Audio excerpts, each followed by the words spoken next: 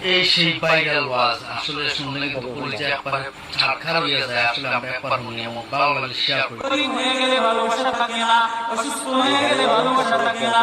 চোখের কোণায় যদি ময়লা বান্ধবী তাকায় না, তোর চোখের কোণায় ময়লা, নাকের কোণায় যদি ময়লা তো বন্ধু বান্ধবী তাকায় না, এখানে যদি একটা ফোড়া হয় তো বন্ধু বান্ধবী তাকায় না। ভালোবাসা মিলান হয়ে যায়, অভাবে পড়লে ভালোবাসা মিলান হয়ে যায়, অসুস্থ হয়ে গেলে ভালোবাসা মিলান হয়ে যায়।